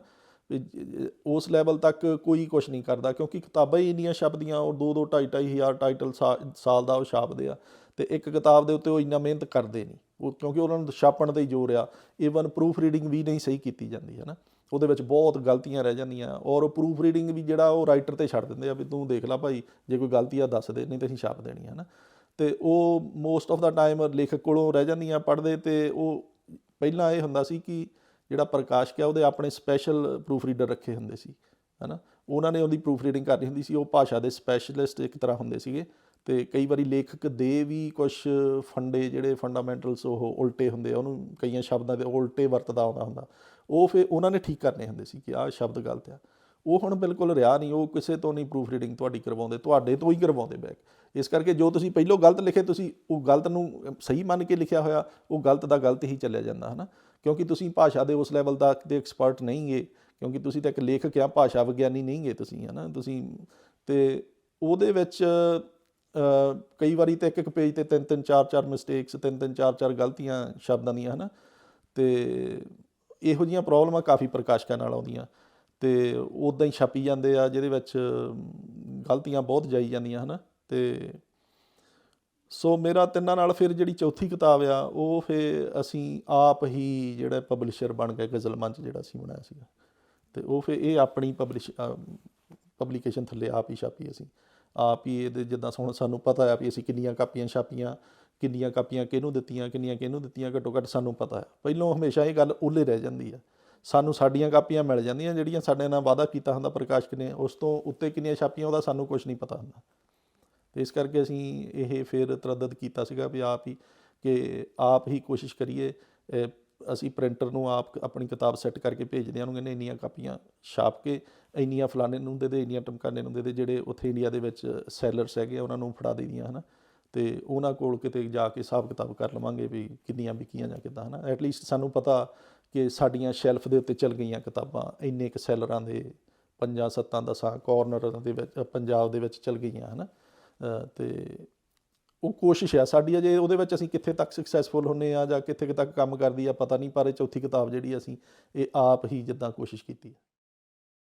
ਹਾਂਜੀ, ਇਹਦਾ ਜਿਹੜਾ ਆਪਣਾ ਹੁੰਦਾ ਆ SBN ਨੰਬਰ, ਹੈ ਨਾ, ਉਹ ਵੀ ਅਸੀਂ ਇੱਥੇ ਕੈਨੇਡਾ ਤੋਂ ਹੀ ਲਿਆ ਸੀਗਾ ਇਹਨਾਂ ਕੋਲੋਂ ਹੀ। ਇੱਥੇ ਵੀ ਜਦੋਂ ਅਸੀਂ ਕਾਲ ਕੀਤੀ ਉਹਨਾਂ ਨੂੰ, ਅਤੇ ਉਹ ਕਹਿੰਦੇ ਕਿ ਅਸੀਂ ਇੰਗਲਿਸ਼ ਜਾਂ ਫਰੈਂਚ ਵਾਲਿਆਂ ਨੂੰ ਹੀ ਦਿੰਦੇ ਹਾਂ, ਹੈ ਨਾ, ਪੰਜਾਬੀ ਨੂੰ ਨਹੀਂ ਅਸੀਂ ਦਿੰਦੇ, ਹੈ ਨਾ। ਅਤੇ ਉਹਦੇ ਵਾਸਤੇ ਫਿਰ ਥੋੜ੍ਹਾ ਜਿਹਾ ਅਸੀਂ ਉਹਨਾਂ ਨਾਲ ਥੋੜ੍ਹਾ ਆਰਗੂ ਕੀਤਾ ਕਿ ਇੱਦਾਂ ਕਿੱਦਾਂ, ਹੈ ਨਾ, ਵੀ ਇੱਥੇ ਪੰਜਾਬੀ ਦੇ ਇੰਨੇ ਪਾਠਕ ਹੈਗੇ ਆ, ਹੈ ਨਾ, ਅਤੇ ਹਾਓ ਕੰਮ। ਅਤੇ ਫਿਰ ਉਹਨਾਂ ਨੇ ਜ਼ਿਆਦਾ ਨਹੀਂ ਉੱਦਾਂ ਅੜੀ ਕੀਤੀ, ਉਹ ਕਹਿੰਦੇ ਓਕੇ ਚਲੋ ਦੱਸ ਦਿਓ ਫਿਰ ਕਿੰਨੇ ਤੁਹਾਨੂੰ ਚਾਹੀਦੇ ਆ। ਅਸੀਂ ਉਹਨਾਂ ਕੋਲ 15 ਕੁ ਪਰਮਿਸ਼ਨ ਲਈ ਸੀ ਵੀ ਸਾਲ ਦੇ ਵਿੱਚ ਅਸੀਂ ਮੇਬੀ 10-15 ਕਿਤਾਬਾਂ ਪਬਲਿਸ਼ ਕਰਾਂਗੇ, ਕਿਉਂਕਿ ਸਾਨੂੰ ਸੀਗਾ ਕਿ ਅਸੀਂ ਜਿੰਨੇ ਕਾਪ ਰਾਈਟਰ ਹੈਗੇ ਆ ਪਲੱਸ ਥੋੜ੍ਹੇ ਬਾਲੇ ਹੋਰ ਗਜ਼ਲ ਦੇ, ਅਸੀਂ ਇਕੱਲੇ ਗਜ਼ਲ 'ਤੇ ਹੀ ਰੱਖਿਆ ਸੀਗਾ, ਹੈ ਨਾ, ਫੋਕਸ। ਤੋ ਫਿਰ ਉਹਨਾਂ ਨੇ ਸਾਨੂੰ ਅਲਾਓ ਕਰ ਦਿੱਤਾ ਸੀਗਾ। ਅਤੇ ਹੁਣ ਜਦੋਂ ਅਸੀਂ ਇਹ ਕਿਤਾਬਾਂ ਛਾਪੀਆਂ, 2 ਛਾਪੀਆਂ ਅਸੀਂ ਗਜ਼ਲ ਮੰਚ ਦੇ ਥੱਲੇ, ਉਹਦੀਆਂ ਫਿਰ ਜਿਹੜੀ ਕੈਨੇਡਾ ਦੀ ਸੈਂਟਰਲ ਲਾਇਬ੍ਰੇਰੀ ਆ ਉਹਨਾਂ ਨੂੰ ਕਾਪੀਆਂ ਕਰ ਦਿੱਤੀਆਂ ਸੀ, ਉਹਨਾਂ ਨੂੰ ਫਿਰ ਕਾਪੀਆਂ ਚਾਹੀਦੀਆਂ ਹੁੰਦੀਆਂ। ਸੋ ਸਾਡੀ ਹੁਣ ਇਹ ਸੀਗੀ ਕੋਸ਼ਿਸ਼ ਕਿ ਇੱਥੋਂ ਹੀ ਛਾਪੀਏ। ਗਜ਼ਲ ਮੰਚ ਜਿੱਦਾਂ ਹੁਣ ਜਿਹੜੀ ਪੋਇਟਰੀ ਹੁੰਦੀ ਨਾ, ਇਹ ਜਿੱਦਾਂ ਮੈਂ ਤੁਹਾਨੂੰ ਦੱਸਿਆ ਸੀਗਾ ਕਿ ਇੱਕ ਤਾਂ ਓਪਨ ਵਰਸ ਹੀ ਅੱਜ ਕੱਲ੍ਹ ਇੰਗਲਿਸ਼ ਵਿੱਚ ਜ਼ਿਆਦਾ ਲਿਖੀ ਜਾਂਦੀ ਜਾਂ ਦੂਸਰੀਆਂ ਲੈਂਗੁਏਜ, ਪੰਜਾਬੀ 'ਚ ਵੀ ਹੁਣ ਕਾਫੀ ਲਿਖੀ ਜਾਂਦੀ ਹੈ, ਉਹਨੂੰ ਖੁੱਲ੍ਹੀ ਕਵਿਤਾ ਕਹਿ ਦਿੰਦੇ ਆ, ਹੈ ਨਾ। ਪਰ ਕਿਉਂਕਿ ਗਜ਼ਲ ਇੱਕ ਮੈਕੈਨਿਜ਼ਮ ਦੇ ਥਰੂ ਲਿਖੀ ਜਾਂਦੀ ਹੈ, ਹੈ ਨਾ, ਅਤੇ ਇਹਦੇ ਵਾਸਤੇ ਹੈਗਾ ਤਾਂ ਪੋਇਟਰੀ ਦਾ ਹੀ ਇੱਕ ਅੰਗ ਆ ਇੱਕ, ਹੈ ਨਾ। ਵੀ ਪਰ ਇਹ ਥੋੜ੍ਹੀ ਮਿਹਨਤ ਮੰਗਦੀ ਆ ਜਾਂ ਥੋੜ੍ਹੀ ਵੱਖਰੀ ਦਿਸਦੀ ਆ। ਅਤੇ ਅੱਜ ਕੱਲ੍ਹ ਪੰਜਾਬੀ ਦੇ ਵਿੱਚ ਬਹੁਤ ਗਜ਼ਲ ਲਿਖੀ ਜਾ ਰਹੀ ਹੈ, ਅਤੇ ਸਾਡੇ ਇੱਥੇ ਲੋਅਰ ਮੇਨਲੈਂਡ ਦੇ ਵਿੱਚ ਕਾਫੀ ਗਜ਼ਲ ਗੋ ਹੈਗੇ ਜਿਹੜੇ ਗਜ਼ਲ ਲਿਖ ਰਹੇ ਆ। ਅਤੇ ਉਹ ਉਦੋਂ ਗੱਲ ਚੱਲੀ ਸੀ ਕਿ ਗਜ਼ਲ ਦੇ ਉੱਤੇ, ਕਿਉਂਕਿ ਇਹ ਥੋੜ੍ਹੀ ਮਿਹਨਤ ਮੰਗਦੀ ਹੈ, ਇਹਦੇ ਵਿੱਚ ਗਲਤੀ ਹੋਣ ਦੇ ਚਾਂਸ ਜ਼ਿਆਦਾ ਹੁੰਦੇ ਆ, ਇਹਦੇ ਵਿੱਚ ਕਿਸੇ ਦੂਸਰੇ ਦੀ ਸਲਾਹ ਜਿਹੜੀ ਲੈਣੀ ਬਹੁਤ ਜ਼ਰੂਰੀ ਹੁੰਦੀ ਆ, ਕਿਸੇ ਨੂੰ ਆਪਣੀ ਗਜ਼ਲ ਦਿਖਾਲਣੀ ਅਤੇ ਫਿਰ ਉਹ ਤੋਂ ਸਲਾਹ ਪੁੱਛਣੀ ਕਿ ਇਹਦੇ ਵਿੱਚ ਕੁਛ ਗਲਤ ਨਹੀਂ ਲੱਗਦਾ ਤੈਨੂੰ, ਚਾਹੇ ਮੈਕਨਿਜ਼ਮ ਦੇ ਤੌਰ 'ਤੇ ਹੋਵੇ, ਚਾਹੇ ਥੋਟ ਦੇ ਤੌਰ 'ਤੇ ਹੋਵੇ, ਹੈ ਨਾ। ਅਤੇ ਇਹ ਜਿਹੜੀਆਂ ਚੀਜ਼ਾਂ ਸਰ ਇਹਦੇ ਵਿੱਚ ਇੱਦਾਂ, ਕਿਉਂਕਿ ਗਜ਼ਲ ਗੋ ਕਾਫੀ ਸੀ, ਇੱਕ ਦੂਏ ਤੋਂ ਪੁੱਛਦੇ ਦੱਸਦੇ ਤਾਂ ਰਹਿੰਦੇ ਸੀ, ਪਰ ਫਿਰ ਅਸੀਂ ਕੁਛ ਲੋਕਾਂ ਨੇ ਇਕੱਠੇ ਹੋ ਕੇ ਸੋਚਿਆ ਕਿ ਕਿਉਂ ਨਾ ਇੱਕ ਔਰਗੇਨਾਈਜੇਸ਼ਨ ਬਣਾਈ ਜਾਵੇ ਜਿਹਦੇ ਵਿੱਚ ਇਹ ਇਕੱਠੇ ਬਹਿ ਕੇ ਕੀਤਾ ਜਾਵੇ, ਮਹੀਨੇ ਬਾਅਦ ਜਾਂ 2 ਮਹੀਨੇ ਬਾਅਦ ਜਦੋਂ ਵੀ ਇਕੱਠੇ ਹੋਏ ਅਤੇ ਗਜ਼ਲ ਦੇ ਉੱਤੇ ਗੱਲ ਹੋਵੇ, ਕਿਸੇ ਨੇ ਨਵੀਂ ਗਜ਼ਲ ਲਿਖੀ ਹੈ ਉਹਦੇ ਬਾਰੇ ਵੀ ਡਿਸਕਸ਼ਨ ਹੋ ਜਾਵੇ, ਜਾਂ ਗਜ਼ਲ ਦੇ ਵਿੱਚ ਗਾਹ ਕੀ ਹੋਣਾ ਚਾਹੀਦਾ ਆ, ਜਾਂ ਇਹਦੇ ਸਬਜੈਕਟਾਂ ਬਾਰੇ ਕੋਈ ਡਿਸਕਸ਼ਨਾਂ ਹੁੰਦੀਆਂ ਰਹਿਣ, ਹੈ ਨਾ, ਇਹਦੇ ਵਿੱਚ ਹੋਰ ਬੈਟਰ ਇਹਨੂੰ ਕਿੱਦਾਂ ਕੀਤਾ ਜਾ ਸਕਦਾ। ਸੋ ਇਹ ਸਾਰਾ ਕੁਛ ਸੋਚ ਕੇ ਫਿਰ ਅਸੀਂ 7-8-9 ਜਾਣੇ ਸੀਗੇ ਅਤੇ ਇੱਦਾਂ ਬੈਠੇ ਬੈਠੇ ਇਹ ਬਣਾਈ ਸਲਾਹ ਕਿ ਆਪਾਂ ਇੱਕ ਮੰਚ ਬਣਾਈਏ ਜਿਹੜਾ ਇਕੱਲਾ ਗਜ਼ਲ ਦੇ ਨਾਲ ਹੀ ਜੁੜਿਆ ਹੋਵੇ, ਕਿਉਂਕਿ ਪੰਜਾਬ ਦੇ ਵਿੱਚ ਵੀ ਗਜ਼ਲ ਗੋ ਬਹੁਤ ਆ, ਸਾਡੇ ਇੱਥੇ ਵੀ ਨਾਰਥ ਅਮਰੀਕਾ 'ਚ ਨਿਊਯਾਰਕ, ਕੈਲੀਫੋਰਨੀਆ, ਹੈ ਨਾ, ਈਵਨ ਟੋਰਾਂਟੋ ਬਹੁਤ ਗਜ਼ਲ ਗੋ ਹੈਗੇ ਆ ਭਈ, ਉਹ ਸਾਰੇ ਜਿਹੜੇ ਨਾ ਇਹਦੇ ਨਾਲ ਜੁੜ ਜਾਣ, ਇਹ ਔਰਗੇਨਾਈਜੇਸ਼ਨ ਸਾਰਿਆਂ ਵਾਸਤੇ ਹੋਵੇ ਜਿਹੜੇ ਵੀ ਗਜ਼ਲ ਲਿਖ ਰਹੇ ਆ ਉਹਨਾਂ ਵਾਸਤੇ, ਹੈ ਨਾ। ਅਤੇ ਉਹਦੇ ਬਾਅਦ ਇੱਦਾਂ ਵੀ ਸੀਗਾ ਕਿ ਪੰਜਾਬ ਦੇ ਵਿੱਚੋਂ ਗਜ਼ਲ ਗੋ ਆਉਂਦੇ ਆ ਇੱਥੇ ਘੁੰਮਣ ਫਿਰਨ, ਜਾਂ ਕਿਸੇ ਕੋਈ ਕਾਨਫਰੰਸ ਦੇ ਕੋਈ ਅਟੈਂਡ ਕਰਨਾ ਨਾ, ਅਤੇ ਉਹਨਾਂ ਨੂੰ ਸੱਦ ਕੇ ਉਹਨਾਂ ਨੂੰ ਥੋੜ੍ਹਾ ਐਂਟਰਟੇਨ ਕੀਤਾ ਜਾਊਗਾ, ਲੋਕਾਂ ਦੇ ਸਾਹਮਣੇ ਸਨਮੁਖ ਉਹਨਾਂ ਨੂੰ ਪੇਸ਼ ਕੀਤਾ ਜਾਊਗਾ, ਅਤੇ ਪਲੱਸ ਇਹਦੇ ਗਜ਼ਲ ਦੇ ਉੱਤੇ 1-2 ਪ੍ਰੋਗਰਾਮ ਕਰਵਾਈਏ ਸਾਲ ਦੇ ਵੱਡੇ, ਜਿਹੜੇ ਥੋੜ੍ਹੇ ਹੋਣ, ਅਤੇ ਉਹਨਾਂ ਪ੍ਰੋਗਰਾਮਾਂ ਦੇ ਵਿੱਚ ਆਮ ਲੋਕਾਂ ਨੂੰ ਸੱਦੀਏ ਅਤੇ ਉਹਨਾਂ ਨੂੰ ਦੱਸੀਏ ਕਿ ਆਹ ਪੋਇਟਰੀ ਆ, ਅਸੀਂ ਆਹ ਲਿਖਦੇ ਹਾਂ, ਅਤੇ ਉਹਨਾਂ ਨੂੰ ਸੁਣਾਈਏ। ਅਤੇ ਉਹਦੇ ਵਿੱਚ ਅਸੀਂ ਕਾਫੀ ਹੱਦ ਤੱਕ ਸਕਸੈਸਫੁਲ ਹੋਏ। ਸਾਡੇ 2 ਬਹੁਤ ਵੱਡੇ ਇੱਥੇ, ਜ਼ਿਆਦਾ ਵੱਡੇ ਤਾਂ ਨਹੀਂ, ਖੈਰ ਸਾਡੇ ਵੱਲੋਂ ਉਹ ਵੱਡੇ ਹੀ ਸੀਗੇ, ਪ੍ਰੋਗਰਾਮ ਹੋਏ ਇੱਥੇ 2, ਹੈ ਨਾ, ਅਤੇ ਉਹ ਬਹੁਤ ਸਕਸੈਸਫੁਲ ਗਏ। ਵੀ ਜਿੱਦਾਂ ਨਹੀਂ ਤਾਂ ਲਿਟਰੇਰੀ ਪ੍ਰੋਗਰਾਮਾਂ ਦੀ ਇਹ ਹੁੰਦੀ ਹੈ ਕਿ ਲੋਕ ਆਉਂਦੇ ਆ ਅਤੇ ਜਦੋਂ ਸਟਾਰਟ ਹੁੰਦਾ ਪ੍ਰੋਗਰਾਮ ਉਦੋਂ ਤਾਂ 100 ਬੰਦਾ ਬੈਠਾ ਹੁੰਦਾ, ਅਤੇ ਜਦੋਂ ਅੱਧਾ ਕੁ ਹੁੰਦਾ ਅਤੇ ਉਹ 40 ਕੁ ਰਹਿ ਜਾਂਦੇ ਆ, ਹੈ ਨਾ, ਅਤੇ ਪ੍ਰੋਗਰਾਮ ਮੁੱਕਣ ਤੱਕ ਮਸਾਂ 10 ਕੁ ਬੰਦੇ ਹੀ ਬੈਠੇ ਰਹਿ ਜਾਂਦੇ ਹੁੰਦੇ, ਬਾਕੀ ਉੱਠ ਕੇ ਚਲੇ ਜਾਂਦੇ ਆ, ਜਾਂਦਾ ਐਂਟਰਟੇਨ ਨਹੀਂ ਹੁੰਦੇ, ਇੱਕ ਤਰ੍ਹਾਂ ਉਹ ਬੋਰ ਫੀਲ ਕਰਦੇ ਆ ਲੋਕ, ਹੈ ਨਾ, ਲਿਟਰੇਰੀ ਪ੍ਰੋਗਰਾਮਾਂ ਦੀ। ਪਰ ਸਾਡੀ ਇਹ ਸੀਗੀ ਅਚੀਵਮੈਂਟ ਕਿ ਸਾਡੇ ਦੋਨੇ ਹੀ ਪ੍ਰੋਗਰਾਮ ਜਿਹੜੇ ਆ ਉਹ 100% ਜਿੰਨੇ ਲੋਕ ਆਏ ਸੀ ਉਨੇ ਹੀ ਬੈਠੇ ਰਹੇ ਐਂਡ ਤੱਕ, 3 ਘੰਟੇ ਉਹ ਪ੍ਰੋਗਰਾਮ ਜਿੱਦਾਂ ਬਹੁਤ ਐਂਟਰਟੇਨਿੰਗ ਜਾਂ ਬਹੁਤ ਵਧੀਆ ਰਿਹਾ ਸਾਡਾ, ਹੈ ਨਾ, ਕਿਉਂਕਿ ਅਸੀਂ ਉਹਨੂੰ ਬੜਾ ਡਿਜ਼ਾਈਨ ਇਸ ਹਿਸਾਬ ਨਾਲ ਕਰਦੇ ਸੀ ਕਿ ਬੋਰ ਨਹੀਂ ਕਿਤੇ ਵੀ, ਜਿਹੜਾ ਬੰਦਾ ਬੋਲਣਾ ਆ ਉਹਨੂੰ ਸਪੈਸ਼ਲੀ ਕਿਹਾ ਜਾਂਦਾ ਸੀਗਾ ਕਿ ਤੂੰ ਆਪਣੀ ਵਧੀਆ ਤੋਂ ਵਧੀਆ ਜਿਹੜੀ ਆ ਪੇਸ਼ਕਾਰੀ ਦੇਣੀ ਆ, ਔਰ ਵਧੀਆ ਤੋਂ ਵਧੀਆ ਸਿਲੈਕਸ਼ਨ ਉਹ ਸਾਰਿਆਂ ਦੀ ਸਲਾਹ ਨਾਲ ਪੇਸ਼ ਕੀਤੀ ਜਾਂਦੀ ਸੀ ਕਿ ਆਹ ਚੀਜ਼ ਹੀ ਸੁਣਾਉਣੀ ਆ, ਹੈ ਨਾ। ਅਤੇ ਕੁਛ ਕਿਉਂਕਿ ਗਜ਼ਲ ਜਿਹੜੀ ਆ, ਕਿਉਂਕਿ ਇਹ ਫਿਰ ਗਾਈ ਵੀ ਜਾ ਸਕਦੀ ਆ, ਇਹ ਗਾਉਣ ਵਾਲੀ ਪੋਇਟਰੀ ਆ, ਅਤੇ ਉਹਦੇ ਵਿੱਚ ਅਸੀਂ ਗਾਉਣ ਵਾਸਤੇ ਵੀ ਬੰਦੇ ਤਿਆਰ ਕਰਦੇ ਸੀਗੇ ਅਤੇ ਪੇਸ਼ ਕੀਤੇ, ਹੈ ਨਾ, ਚੰਗੀਆਂ ਗਜ਼ਲਾਂ ਗਾਈਆਂ ਉਹਨਾਂ ਨੇ। ਇੱਕ ਚੰਗਾ ਪ੍ਰੋਗਰਾਮ ਕੋਵਿਡ ਤੋਂ ਪਹਿਲਾਂ 2 ਅਸੀਂ ਦਿੱਤੇ ਆ, ਹੈ ਨਾ, ਪਰ ਫਿਰ ਕੋਵਿਡ ਆ ਗਿਆ, ਕੋਵਿਡ ਦੀ ਵਜ੍ਹਾ ਨਾਲ ਹੁਣ ਪਿਛਲੇ 2-2.5 ਸਾਲ ਤੋਂ ਕੁਛ ਨਹੀਂ ਹੋਇਆ, ਹੈ ਨਾ। ਅਤੇ ਇਹ ਸੀਗਾ ਸਾਨੂੰ ਗਜ਼ਲ ਨੂੰ ਪ੍ਰਮੋਟ ਕੀਤਾ ਜਾਵੇ, ਲੋਕਾਂ ਨੂੰ ਇਹਦੇ ਨਾਲ ਜੋੜਿਆ ਜਾਵੇ, ਨਵੇਂ ਜਿਹੜੇ ਪੋਇਟਰੀ ਲਿਖਣ ਵਾਲੇ ਪੰਜਾਬੀ ਵਾਲੇ ਉਹਨਾਂ ਨੂੰ ਦੱਸਿਆ ਜਾਵੇ ਵੀ ਆਹ ਗਜ਼ਲ ਆ, ਅਤੇ ਉਹ ਵੀ ਫਿਰ ਇਹਦੇ ਨਾਲ ਜੁੜਨ, ਔਰ ਜੁੜੇ ਵੀ ਮੁੰਡੇ ਇੱਥੋਂ ਕਾਫੀ ਸਟੂਡੈਂਟ ਮੁੰਡੇ ਜਿਹੜੇ ਆਏ ਨਾ, ਉਹਨਾਂ ਨੇ ਸਾਡੇ ਤੱਕ ਅਪਰੋਚ ਕੀਤਾ ਵੀ ਅਸੀਂ ਸਿੱਖਣੀ ਆ ਜਾਂ, ਹੈ ਨਾ। ਅਤੇ ਪਰ ਹੁਣ ਕੋਵਿਡ ਦਾ ਕਰਕੇ ਥੋੜ੍ਹਾ ਜਿਹਾ ਅਸੀਂ ਸਟੱਕ ਹੋਏ ਹਾਂ, ਅਤੇ ਅਦਰਵਾਈਜ਼ ਸਾਡਾ ਚੰਗਾ ਚੱਲ ਰਿਹਾ ਸੀਗਾ। ਅਸੀਂ ਗਜ਼ਲ ਮੰਚ ਦੇ ਵਿੱਚ ਸਾਡੇ ਜਿੱਦਾਂ ਮੈਂ ਪਹਿਲੋਂ ਸ਼ਾਇਰਾਂ ਦਾ ਨਾਂ ਲਿਆ ਸੀ ਵੀ ਜਸਵਿੰਦਰ ਜਿਹੜੇ ਇੰਡੀਆ ਤੋਂ ਆਏ, ਉਹ ਸਾਡੇ ਪ੍ਰੈਜ਼ੀਡੈਂਟ ਆ ਗਜ਼ਲ ਮੰਚ ਦੇ। ਅਤੇ ਹੋਰ ਅਸੀਂ ਇੱਥੋਂ ਆਪਣੇ ਦਵਿੰਦਰ ਗੌਤਮ ਹੋਣੀ, ਕਵਿੰਦਰ ਚਾਂਦ, ਕ੍ਰਿਸ਼ਨ ਪਨੋਟ, ਮੈਂ ਹੈਗਾ, ਦਸ਼ਮੇਸ਼ ਗਿੱਲ-ਫਰੋਜ਼, ਆਪਣੇ ਗੁਰਮੀਤ ਸਿੱਧੂ ਹੋਰੀ ਹੈਗੇ ਆ, ਪ੍ਰੀਤ ਮਨਪ੍ਰੀਤ, ਜਿੱਦਾਂ 9-10 ਜਾਣੇ ਅਸੀਂ ਪੱਕੇ ਮੈਂਬਰ ਜਿਹੜੇ ਹੈਗੇ ਆ, ਹੈ ਨਾ। ਅਤੇ ਪਰ ਉਹਦਾ ਇੱਦਾਂ ਆ ਕਿ ਅਸੀਂ ਉਹਦੀ ਮੈਂਬਰਸ਼ਿਪ ਬਿਲਕੁਲ ਇੱਦਾਂ ਨਹੀਂ ਖੋਲ੍ਹੀ ਹੋਈ ਕਿ ਸਾਰੇ ਆ ਕੇ ਮੈਂਬਰ ਬਣ ਜਾਓ, ਹੈ ਨਾ। ਉਹਦਾ ਇੱਦਾਂ ਹੈ ਕਿ ਤੁਸੀਂ ਸਾਡੇ ਨਾਲ ਜੁੜ ਸਕਦੇ ਆ, ਸਾਡੇ ਨਾਲ ਡਿਸਕਸ ਕਰ ਸਕਦੇ ਆ, ਪਰ ਕਿਉਂਕਿ ਅਸੀਂ ਉਹਦੀ ਮੀਟਿੰਗ ਜਿਹੜੀ ਕਰਨੀ ਹੁੰਦੀ ਆ, ਸਾਡੇ ਕੋਲ ਇੰਨਾ ਹਜੇ ਸੋਰਸ ਹੈ ਨਹੀਂ ਕਿ ਅਸੀਂ 40-50 ਬੰਦੇ ਉੱਥੇ ਬਿਠਾ ਲਈਏ। ਉਹ ਛੋਟਾ ਜਿਹਾ ਸਾਡਾ ਆਫਿਸ ਆ, ਉਹਦੇ ਵਿੱਚ ਬਹਿ ਕੇ ਮੀਟਿੰਗ ਕਰਨੀ ਹੁੰਦੀ ਆ, ਅਤੇ ਉਹਦੇ ਵਿੱਚ ਅਸੀਂ 8-10 ਜਣੇ, ਅੱਜ ਕੱਲ੍ਹ ਕੋਵਿਡ ਦੇ ਵਿੱਚ ਤਾਂ ਉਹ ਵੀ ਨਹੀਂ ਆਉਂਦੇ, ਹੈ ਨਾ, ਅਦਰਵਾਈਜ਼ ਅਸੀਂ 10-12 ਬੰਦੇ ਹੀ ਬਹਿੰਦੇ ਹੁੰਦੇ। ਇਸ ਕਰਕੇ ਅਸੀਂ ਉਹ ਇੱਕ ਇਨੀਸ਼ੀਅਲ ਜਿਹੜੀ ਸਾਡੀ ਡਾਇਰੈਕਟਰਾਂ ਦੀ ਇੱਕ ਤਰ੍ਹਾਂ ਦੀ ਉਹ ਸਭਾ ਰੱਖੀ ਹੋਈ ਆ, ਅਤੇ ਉਦੋਂ ਬਾਅਦ ਅਸੀਂ ਉਹਨਾਂ ਦੀ ਹਜੇ ਮੈਂਬਰਸ਼ਿਪ ਉਸ ਲੈਵਲ ਤੱਕ ਓਪਨ ਨਹੀਂ ਕੀਤੀ ਵੀ ਤੁਸੀਂ ਸਾਰੇ ਆ ਸਕਦੇ ਆ, ਜਿੰਨੇ ਵੀ ਹਰ ਮਹੀਨੇ ਆ ਜਾਓ, ਹੈ ਨਾ। ਹਰ ਮਹੀਨੇ ਨਹੀਂ, ਸਾਡੇ ਕੋਲ ਅਕੋਮੋਡੇਟ ਕਰਨ ਲਈ ਹੈ ਨਹੀਂ ਉਹਨਾਂ ਨੂੰ, ਲੋਕਾਂ ਨੂੰ, ਪਰ ਲੋਕ ਤਾਂ ਬਹੁਤ ਜੁੜਨਾ ਚਾਹੁੰਦੇ ਆ ਨਾ। ਪਰ ਅਸੀਂ ਪ੍ਰੋਗਰਾਮ ਦੇ ਵਿੱਚ ਉਹਨਾਂ ਨੂੰ ਸਾਲਾਨਾ ਪ੍ਰੋਗਰਾਮ ਜਿਹੜਾ ਅਸੀਂ ਐਨੂਅਲ ਕਰਾਉਂਦੇ, ਉਹਦੇ ਵਿੱਚ ਸਾਰਿਆਂ ਨੂੰ ਇਨਵਾਈਟ ਕਰ ਦਿੰਦੇ ਹਾਂ। ਅਤੇ ਉੱਦਾਂ ਵੀ ਅਸੀਂ ਖੁੱਲ੍ਹਾ ਛੱਡਿਆ ਕਿ ਜੇ ਤੁਸੀਂ ਪੁੱਛਣਾ ਆ ਉਰਾਂ ਪਰਾਂ ਫੋਨ ਕਰਕੇ, ਜਿੱਦਾਂ ਕੋਈ ਗਜ਼ਲ ਬਾਰੇ ਗੱਲ ਕਰਨੀ ਆ ਜਿੱਦਾਂ, ਹੈ ਨਾ, ਅਤੇ ਅਸੀਂ ਸਾਰਿਆਂ ਨੂੰ ਹੈਲਪ ਕਰੀਦੀ ਆ। ਪਰ ਸਾਡੇ ਕੋਲ ਅਜੇ ਓਨਾ ਹੈ ਨਹੀਂ ਗਾ ਸੋਰਸ ਕਿ ਅਸੀਂ ਉਹਨੂੰ ਇੱਕ ਵੱਡੇ ਲੈਵਲ ਦੇ ਉੱਤੇ ਹਰ ਮਹੀਨੇ ਸਾਰਿਆਂ ਨੂੰ ਸੱਦ ਕੇ ਕੁਛ ਸਿੱਖੀਏ ਜਾਂ ਸਿਖਾਈਏ, ਹੈ ਨਾ। ਪਰ ਇੰਡੀਵਿਜੂਅਲ ਲੈਵਲ 'ਤੇ ਸਾਰੇ ਆਪੋ ਆਪਣੇ ਥਾਂ ਕਰਦੇ ਰਹਿੰਦੇ ਉੱਦਾਂ। ਹਾਂਜੀ, ਨਾਵਲ ਅਤੇ ਸਟੋਰੀਜ਼ ਵੀ ਮੈਂ ਕੁਛ ਲਿਖੀਆਂ। ਸਟੋਰੀਜ਼ ਵੀ ਮੇਰੀਆਂ ਛਪਦੀਆਂ ਰਹੀਆਂ ਅਖਬਾਰਾਂ ਦੇ ਵਿੱਚ। ਇੱਥੇ ਅਖਬਾਰ ਵਾਲੇ ਦੋਸਤ ਸੀਗੇ ਕੁਛ, ਉਹਨਾਂ ਨੇ ਉਦੋਂ ਮੰਗੀਆਂ ਸੀਗੀਆਂ ਕੁਛ ਸਟੋਰੀਆਂ ਲਿਖੀਆਂ ਤਾਂ ਦੇ। ਉਹ ਫਿਰ ਮੈਂ ਕੁਛ ਲਿਖੀਆਂ ਸੀ, ਕੁਛ ਹੋਰ ਲਿਖੀਆਂ ਉਹਨਾਂ ਵਾਸਤੇ, ਅਤੇ ਉਹਨਾਂ ਦੀ ਅਜੇ ਉਹ ਬੁੱਕ ਨਹੀਂ ਛਪਾਈ। ਪਰ ਨਾਵਲ ਜਿਹੜਾ ਮੇਰਾ ਉਹ ਫਿਰ ਛਪਾ ਲਿਆ ਸੀਗਾ। ਉਹ ਵੀ ਮੇਰੇ ਜਿਹੜੇ ਫੈਲੋ ਰਾਈਟਰਸ ਹੈਗੇ ਚੰਗੇ, ਉਹਨਾਂ ਨੇ ਐਪਰੀਸ਼ੀਏਟ ਕੀਤਾ ਕਿ ਵਧੀਆ ਨਾਵਲ ਤੂੰ ਛਪਾ ਲਾ ਇਹਨੂੰ, ਹੈ ਨਾ। ਉਹ ਫਿਰ ਮੈਂ ਇੰਡੀਆ ਤੋਂ ਛਪਾਇਆ ਸੀਗਾ ਕੈਲੀਬਰ ਪ੍ਰਕਾਸ਼ਨ ਕੋਲੋਂ, ਅਤੇ ਉਹ ਚੰਗਾ ਐਪਰੀਸ਼ੀਏਟ ਕੀਤਾ ਲੋਕਾਂ ਨੇ। ਅਤੇ ਹਾਂ, ਹੁਣ ਚੱਲਦਾ ਰਹਿੰਦਾ। ਹੁਣ ਦੋਨੇ ਹੀ, ਜਿੱਦਾਂ ਵੀ ਪੋਇਟਰੀ ਵੀ ਲਿਖ ਲਈਦੀ ਆ, ਅਤੇ ਕਿਤੇ ਕੋਈ ਪਲਾਟ ਦਿਮਾਗ 'ਚ ਆਵੇ, ਕੋਈ ਕਹਾਣੀ ਵੀ ਲਿਖ ਲਈਦੀ ਆ। ਨਾਵਲ ਦਾ ਪਲਾਟ ਵੀ ਇੱਕ ਮੇਰਾ ਚੱਲ ਰਿਹਾ ਦਿਮਾਗ 'ਚ, ਹਜੇ ਗੁੱਝ ਰਿਹਾ ਆ ਜਿੱਦਾਂ ਉਹ, ਅਤੇ ਉਹ ਲੇਟਰ ਔਨ ਸ਼ਾਇਦ ਸਫ਼ਿਆਂ 'ਤੇ ਆਊਗੀ ਗੱਲ। ਅਸਲ 'ਚ ਇੱਕ ਕਹਾਣੀ ਆ ਇਹ, ਜਿੱਦਾਂ ਨਾ ਇੱਕ ਕਈ ਤਰ੍ਹਾਂ ਦੀਆਂ ਗੱਲਾਂ ਮੈਂ ਉਹਦੇ ਵਿੱਚ ਵੀ ਲਿਖਿਆ ਕਿ ਇਹ ਅਸਲ 'ਚ ਕਈ ਛੋਟੀਆਂ ਛੋਟੀਆਂ ਕਹਾਣੀਆਂ ਨੂੰ ਮਿਲਾ ਕੇ ਇੱਕ ਵੱਡੀ ਕਹਾਣੀ ਬਣੀ ਆ, ਹੈ ਨਾ। ਇਹਦਾ ਨਾਵਲ ਨੂੰ ਦਾ ਜੇ ਵਨ ਲਾਈਨਰ ਦੇਣਾ ਹੋਵੇ ਤਾਂ ਇਹੋ ਹੀ ਆ ਕਿ ਕੋਈ ਇੰਡੀਆ ਦੇ ਵਿੱਚੋਂ ਮੁੰਡਾ ਆਉਂਦਾ ਵਿਆਹ ਕਰਾ ਕੇ ਇੱਥੇ, ਹੈ ਨਾ, ਅਤੇ ਉਹ ਇੱਕ ਜਿੱਦਾਂ ਉਹਦੇ ਵਿੱਚ ਕੁਛ ਮੈਂ ਆਪਣੇ ਆਪ ਤੋਂ ਲਿਆ ਕਿ ਜਿੱਦਾਂ ਕਿਹੋ ਜਿਹੀਆਂ ਸੋਚਾਂ ਲੈ ਕੇ ਆਉਂਦਾ ਬੰਦਾ, ਇੱਕ ਥੋੜ੍ਹਾ ਪੜ੍ਹਿਆ ਲਿਖਿਆ ਜਿਹੜਾ ਇੱਥੇ, ਹੈ ਨਾ, ਅਤੇ ਉਹ ਆ ਕੇ ਇੱਥੇ ਕੀ ਉਹਨੂੰ ਮੁਸ਼ਕਿਲਾਂ ਦਾ ਸਾਹਮਣਾ ਕਰਨਾ ਪੈਂਦਾ, ਹੈ ਨਾ। ਅਤੇ ਫਿਰ ਉਹਦੇ ਘਰ ਦੇ ਵਿੱਚ ਕੁਛ ਪ੍ਰੋਬਲਮਾਂ ਖੜ੍ਹੀਆਂ ਹੋ ਜਾਂਦੀਆਂ, ਵਾਈਫ ਨਾਲ ਗੜਬੜ ਜਿਹੜੀ ਕਿ ਅੱਜ ਕੱਲ੍ਹ ਆਮ ਹੀ ਚੱਲ ਪੈਂਦੀ ਫੈਮਲੀਜ਼ ਪ੍ਰੋਬਲਮਸ ਦੇ ਵਿੱਚ। ਅਤੇ ਫਿਰ ਅੱਗੇ ਤੋਂ ਅੱਗੇ ਇੱਕ ਮੁਹੱਬਤ ਦਾ ਵੀ ਐਂਗਲ ਆ ਉਹਦੇ ਵਿੱਚ।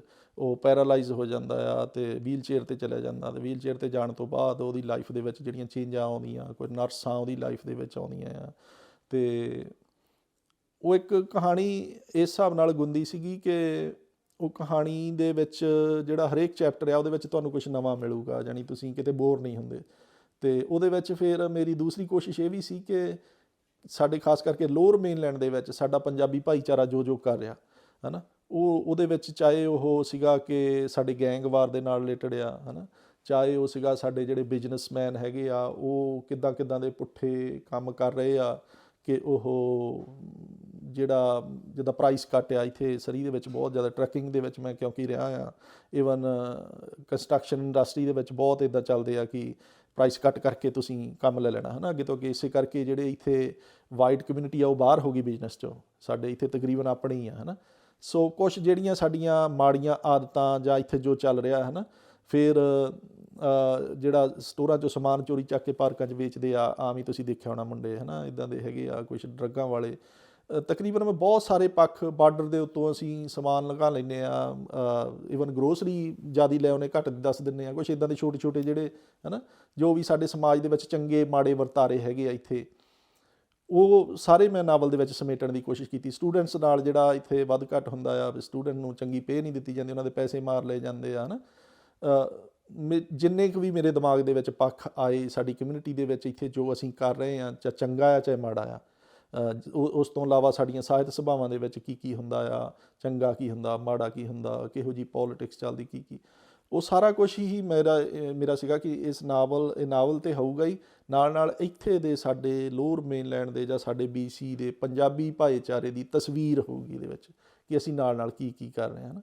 ਔਰ ਉਹਨੂੰ ਮੈਂ ਕਹਾਣੀ ਦਾ ਹਿੱਸਾ ਬਣਾ ਕੇ ਹੀ ਪੇਸ਼ ਕੀਤਾ, ਕਿ ਉਹ ਇੱਦਾਂ ਨਹੀਂ ਲੱਗਦਾ ਕਿ ਕਹਾਣੀ ਤੋਂ ਇਲਾਵਾ ਕੁਛ ਦੱਸਿਆ ਜਾ ਰਿਹਾ।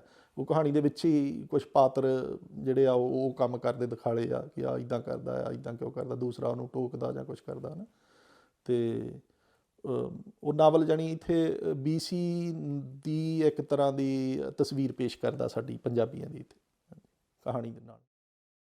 ਹਾਂ, ਜੋ ਸੁਣਿਆ ਆਲੇ ਦੁਆਲਿਓਂ, ਜੋ ਸਾਡੇ ਰੋਜ਼ਾਨਾ ਲਾਈਫ ਦੇ ਵਿੱਚ ਲੋਕ ਦੱਸਦੇ ਆ, ਫਲਾਣੇ ਨੇ ਆਹ ਕਰ ਦਿੱਤਾ, ਢਮਕਾਨੇ ਨੇ ਆਹ ਕਰ ਦਿੱਤਾ, ਜਾਂ ਫਲਾਣਾ ਇੱਥੋਂ ਪੈਸਾ ਬਣਾ ਗਿਆ, ਫਲਾਣਾ ਇੱਥੇ ਠੱਗਿਆ ਗਿਆ, ਜੋ ਵੀ ਗੱਲਾਂ ਉਹ ਜਮ੍ਹਾਂ ਹੁੰਦੀਆਂ ਰਹਿੰਦੀਆਂ ਤੁਹਾਡੇ ਜ਼ਿਹਨ ਦੇ ਵਿੱਚ, ਹੈ ਨਾ, ਉਹਨਾਂ ਨੂੰ ਫਿਰ ਇੱਕ ਕਹਾਣੀ ਦਾ ਰੂਪ ਦੇਣਾ ਹੁੰਦਾ। ਲੇਖਕ ਦਾ ਇਹ ਕੰਮ ਹੀ ਹੁੰਦਾ ਕਿ ਉਹ ਜਿਹੜਾ ਸਮਾਜ ਦੀ ਤਸਵੀਰ ਸਮਾਜ ਦੇ ਸਾਹਮਣੇ ਪੇਸ਼ ਕਰਦਾ, ਨਾ, ਅਤੇ ਉਹੋ ਹੀ ਮੈਂ ਕਰਨ ਦੀ ਕੋਸ਼ਿਸ਼ ਕੀਤੀ।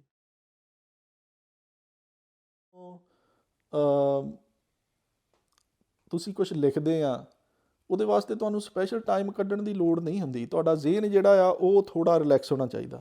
ਜੇ ਤੁਹਾਡਾ ਦਿਮਾਗ ਰਿਲੈਕਸ ਆ, ਅਤੇ ਫਿਰ ਤੁਸੀਂ ਤੁਰੇ ਫਿਰਦੇ ਵੀ ਸੋਚ ਸਕਦੇ ਆ। ਤੁਸੀਂ ਆਪਣੇ ਕੰਮ 'ਤੇ ਬੈਠੇ ਵੀ ਜਿਹੜਾ ਆ ਆਪਣੇ ਕਿਸੇ ਖਾਸ ਟੌਪਿਕ ਦੇ ਉੱਤੇ ਸੋਚ ਸਕਦੇ ਆ, ਉੱਧਰ ਨੂੰ ਤੁਸੀਂ ਡਿਫਰੈਂਟ ਐਵੀਨਿਊ 'ਤੇ ਅੱਗੇ ਜਾ ਦੇਖ ਸਕਦੇ ਆ। ਪਰ ਜੇ ਤੁਹਾਡਾ ਦਿਮਾਗ ਬਿਜ਼ੀ ਆ, ਤੁਸੀਂ ਸਟ੍ਰੈਸ ਥੱਲੇ ਆ ਕਿਸੇ ਦੇ ਥੱਲੇ, ਹੈ ਨਾ, ਫਿਰ ਚਾਹੇ ਤੁਸੀਂ ਵਿਹਲੇ ਵੀ ਬੈਠੇ ਆ, ਤੁਹਾਨੂੰ ਛੁੱਟੀ ਆ, ਤੁਸੀਂ ਕੋਈ ਕੰਮ ਨਹੀਂ ਕਰਦੇ, ਪਰ ਤੁਸੀਂ ਸਟ੍ਰੈਸਡ ਆ, ਤੇ ਫਿਰ ਤੁਸੀਂ ਕੁਛ ਨਹੀਂ ਲਿਖ ਸਕਦੇ। ਸੋ ਇਹਦੇ ਵਾਸਤੇ ਜਿਹੜਾ ਆ ਤੁਹਾਡਾ ਰਿਲੈਕਸ ਹੋਣਾ ਬਹੁਤ ਜ਼ਰੂਰੀ ਆ। ਕੰਮ ਦੀ ਨਹੀਂ ਕੋਈ ਗੱਲ ਹੈਗੀ, ਤੁਹਾਨੂੰ ਫੈਮਿਲੀ ਵੱਲੋਂ ਘੱਟ ਟੈਨਸ਼ਨ ਹੋਵੇ, ਕੰਮ ਦੀ ਘੱਟ ਟੈਨਸ਼ਨ ਹੋਵੇ, ਹੈ ਨਾ, ਅਤੇ ਕੰਮ ਕਰਦੇ ਕਰਦੇ ਵੀ ਤੁਸੀਂ, ਕਿਉਂਕਿ ਜਿਹੜਾ ਲਿਖਣਾ ਆ ਉਹ ਤਾਂ ਤੁਸੀਂ ਇੱਕ ਸਿਟਿੰਗ 'ਚ ਬਹਿ ਕੇ ਲਿਖਣਾ ਆ, ਪਰ ਜਿਹੜਾ ਉਹ ਬਣਾਉਣਾ ਦਿਮਾਗ ਦੇ ਵਿੱਚ ਥੋਟ ਬਣਾਉਣੀ ਆ, ਉਹ ਤੁਹਾਡੇ ਤੁਰੇ ਫਿਰਦਿਆਂ ਹੀ ਬਣਨੀ ਹੁੰਦੀ ਆ। ਉਹਦੇ ਵਾਸਤੇ ਜ਼ਰੂਰੀ ਨਹੀਂ ਕਿ ਤੁਸੀਂ ਬਹਿ ਕੇ ਹੀ ਸੋਚਣਾ ਹੋਵੇ, ਤੁਸੀਂ ਤੁਰੇ ਫਿਰਦੇ ਵੀ ਸੋਚ ਸਕਦੇ ਆ।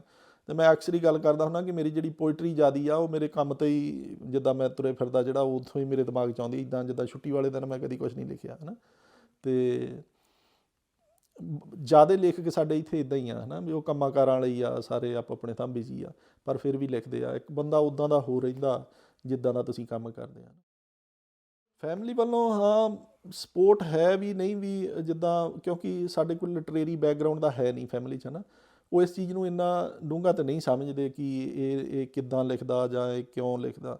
ਹਾਂ ਥੋੜ੍ਹਾ ਜਿਹਾ ਇੰਨਾ ਜ਼ਰੂਰ ਕਈ ਵਾਰੀ ਹੋ ਜਾਂਦਾ ਕਿ ਉਹ ਕਈ ਵਾਰੀ ਸੋਚਦੇ ਜਾਂ ਮੇਰੇ ਨਾਲ ਕਿਤੇ ਗੱਲ ਕਰ ਲੈਂਦੇ ਡੈਡੀ ਹੋਣੀ ਕਿ ਇਹ 'ਚੋਂ ਕੁਛ ਪੈਸੇ ਪੂਸੇ ਵੀ ਬਣ ਸਕਦੇ ਆ, ਜਿੱਦਾਂ ਜਾਂ ਕੋਈ ਮਿਲਦਾ ਵੀ ਆ ਤੈਨੂੰ, ਹੈ ਨਾ।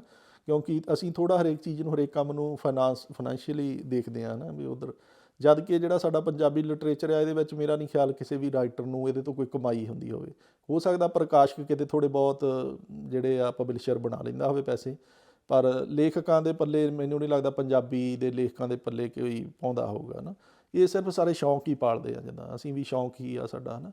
ਅਤੇ ਕਿਉਂਕਿ ਇੱਥੇ ਹੁਣ ਕੈਨੇਡਾ ਦੇ ਵਿੱਚ ਰਹਿੰਦੇ ਕੋਈ ਇੰਨਾ ਔਖਾ ਵੀ ਨਹੀਂ ਕਿਤਾਬ ਛਪਵਾਉਣਾ ਕਿ ਤੁਸੀਂ ਕਹਿੰਦਾ 1-2 ਦਿਨ ਦੀ ਪਈ ਆ, ਹੈ ਨਾ, ਚਲੋ ਕੋਈ ਨਹੀਂ, ਹੈ ਨਾ।